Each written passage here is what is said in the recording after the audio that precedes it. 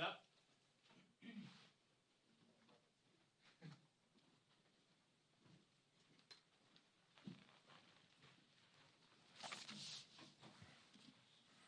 Good afternoon. Thank you for joining us. Earlier this morning, Leader Jeffries, Whip Clark, and Vice Chair Liu and I heard from our caucus as we discussed how we can come together to solve problems on behalf of the American people. Every single member of the House Democratic Caucus is clear-eyed about what the stakes of this election are.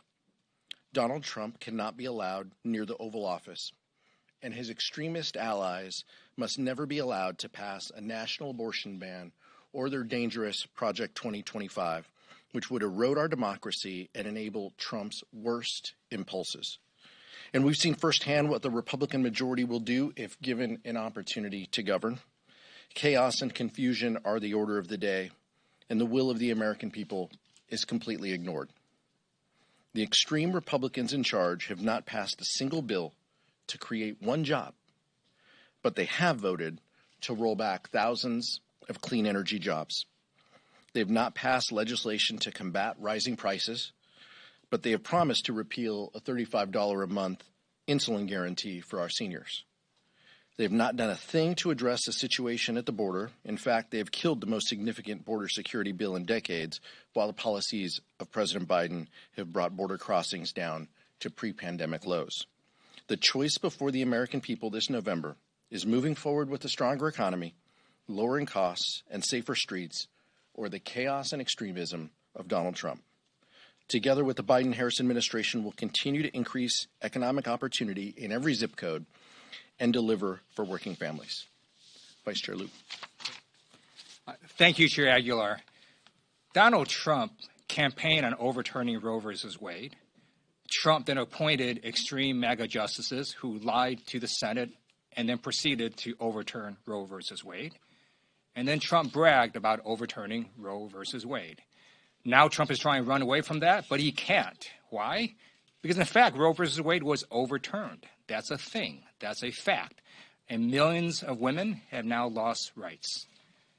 We also know that with Project 2025, this creepy document written by Trump's closest advisors and confidants, that they want to ban abortion nationwide. Project 2025 also wants to eliminate the Department of Education, and it wants to eliminate the National Weather Service. I mean, you're not going to get accurate weather forecasts anymore. You're just going to get stupid weather forecasts. I mean, this document is creepy. It's a takeover of the American form of government, and it's a collection of extreme MAGA ideas that's going to ruin our way of life. That is what is at stake this November. Questions? Nicole? Thank you so much. Congressman Cohen earlier told a couple of us outside of the DCCC that, it's not even an issue of Democrats being on the same page. They're not even in the same book. So these discussions that you're having, are they constructive or destructive? And as leaders, at what point do you put your foot down and button this up? The president has been clear he's staying in the race. I think anytime we can gather together as members and House leadership can hear from the members, I think it's constructive. It always is. I learn more from my House Democratic colleagues each and every day about their values, about their districts, and that's what this has been about. This has not been an exercise to hear each other talk. This has been an exercise to genuinely listen to people and to bring a perspective to the table, but to listen to each other and to have that grace that goes along with that. So that's what this has been about. Every conversation we have had has been helpful. Our job is leaders, the vice chair and I, and everyone in the caucus, is to take this in and to help in any way we can Leader Jeffries guide this caucus. That's what our efforts have been about, and that's what our efforts will continue to be about, from whether that was discussions about vacating the chair to the debt crisis that Republicans started. Time and time again, we have been focused on listening to our members, and that's what we have done over the past week and a half. Rebecca.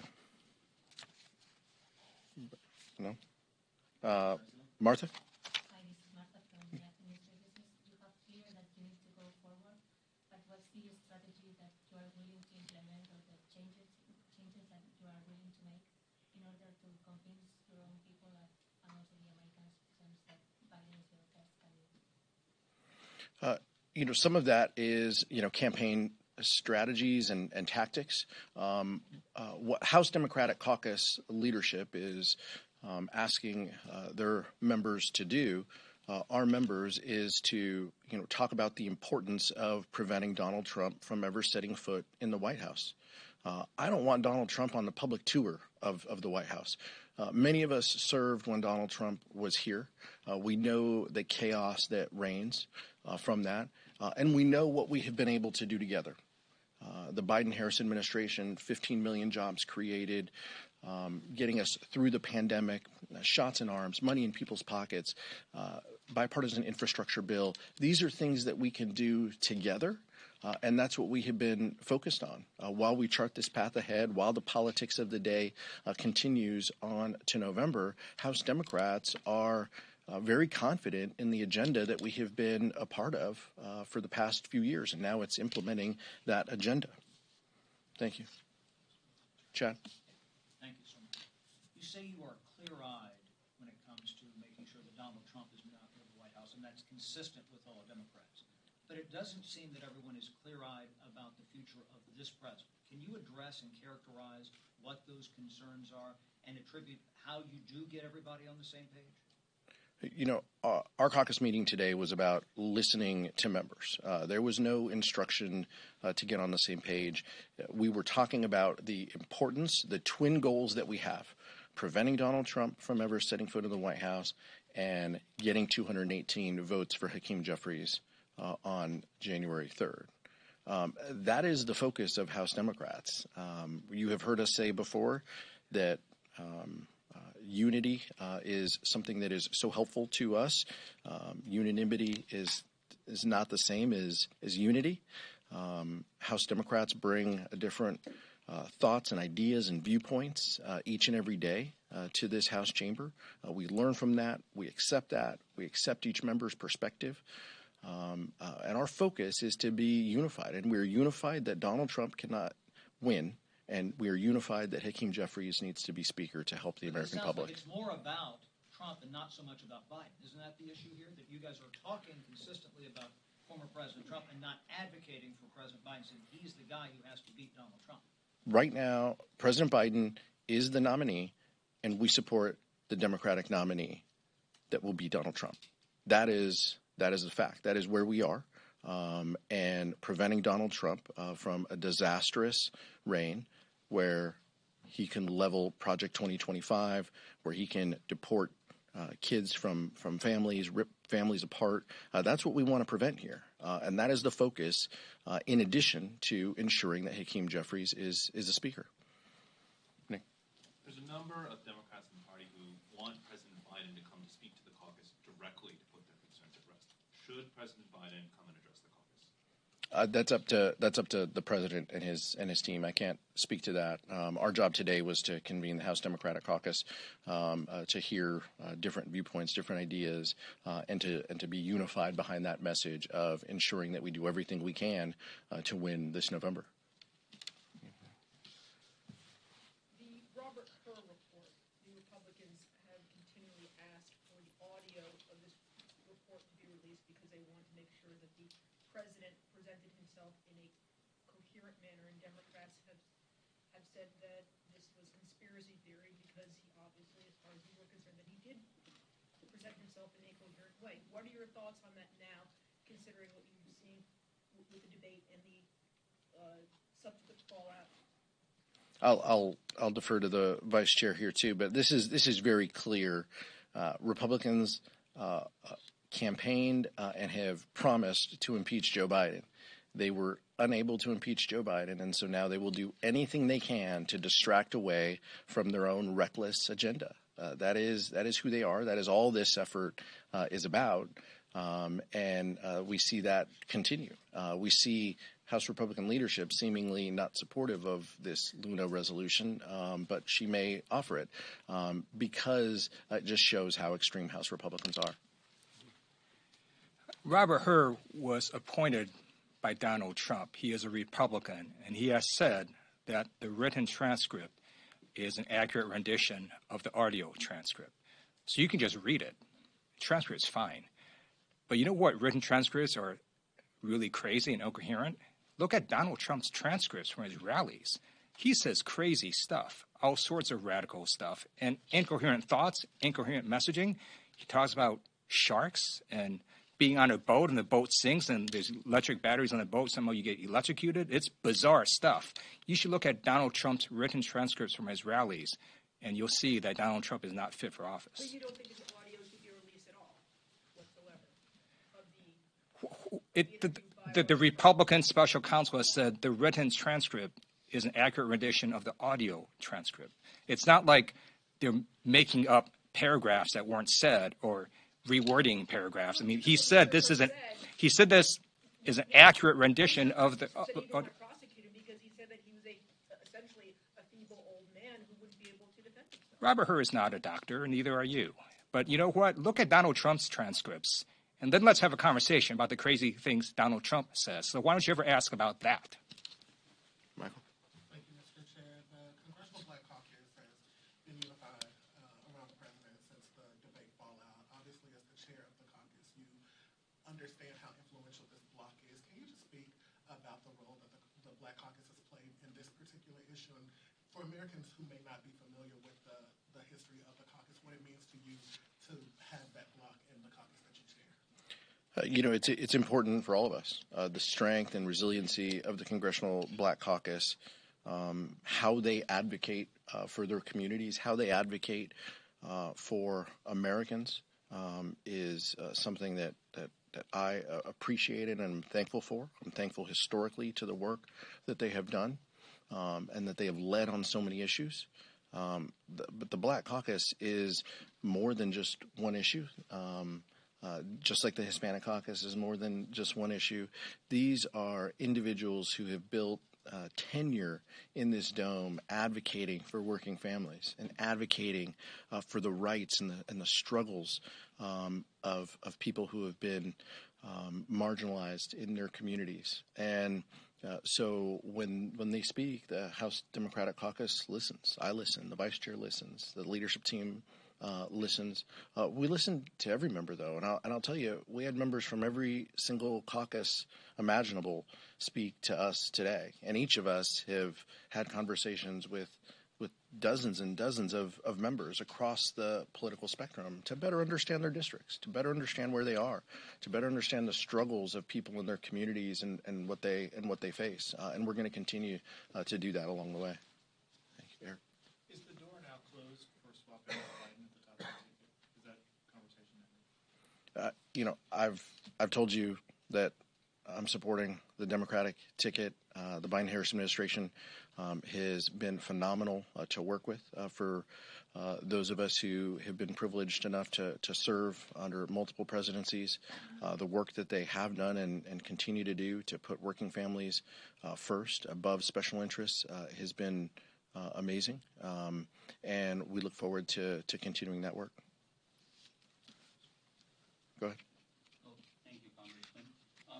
In President Biden's letter to your caucus on Monday, he wrote that Democrats would be the ones to bring real Supreme Court reform if they win in November. Now, any reforms to the court would have to go through Congress. What reforms will Democrats bring to the Supreme Court if they win in November? And secondly, on Project 2025, if Trump wins, do you think that the Biden administration is doing enough to protect progressive regulations from being overturned by a Trump administration according to Project 2025's plans, as you've said? And if not, what do they need to be doing? Well, we hope Donald Trump never gets close to the White House again, so that when it comes to plans and getting in place, our plan is to win and to prevent Donald Trump from ever setting foot in the White House, to carry on Project 2025, which would mean a national abortion ban and defunding the FBI and ending marriage equality. The list goes on and on.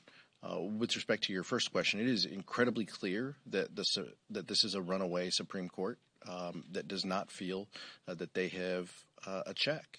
They want an imperial presidency under Donald Trump. They are not guided by the ethics standards that other judges are. I think we can start there. That has been a discussion among both sides of the Capitol Dome. Let's start there. And if there are other reforms that are worthy of consideration, we should debate them as we debate a variety of issues when it comes to keeping government safe and ensuring that we have a functioning democracy. The first thing that's going to happen when we flip the House and hold the Senate is we're going to send the bill to codify Roe versus Wade to President Biden. He's going to sign it. That's the difference. That's what's at stake this election. Donald Trump would veto such a bill because Donald Trump caused Roe versus Wade to be overturned. We're also going to fix what the Supreme Court did when they overruled precedent for no good reason in what was known as Chevron case. The Supreme Court has now essentially said that, hey, judges are better than the technical experts at agencies in looking at congressional statutes. Well, guess what? Supreme Court Justice Neil Gorsuch wrote an entire opinion where he confused laughing gas with another kind of gas. No, judges are not better than technical experts at federal agencies. Who do these justices think they are? Do they really know biology and science and chemistry and all the things that experts need to know? No, they do not. This was a power grab for the conservative Supreme Court, and we're going to fix that if we flip the House, hold the Senate, and we keep Donald Trump out of the White House. You support expanding the court? Scott. Thank you, Mr. Aguilar. What do constituents in your district say? What have you heard in phone calls to your office, emails, personal conversations?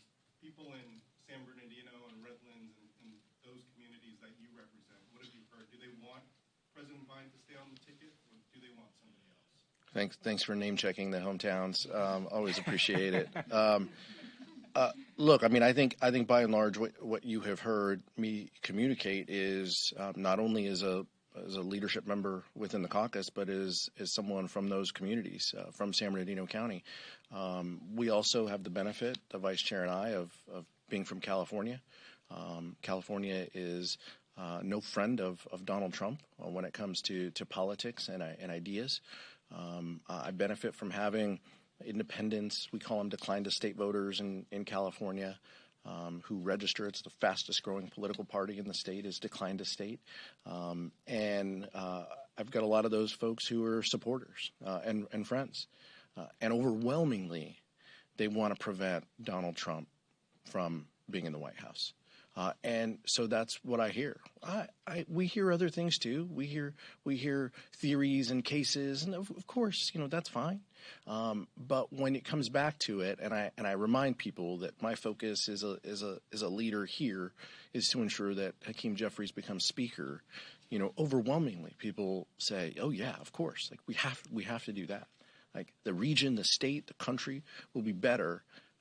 With Democrats holding gavels. I'm just convinced of that. I'm convinced of the work product that we are able to do together because of our proven track record when we are guiding these committees, what we can do, the bills that we can put in front of the president, how we can help people.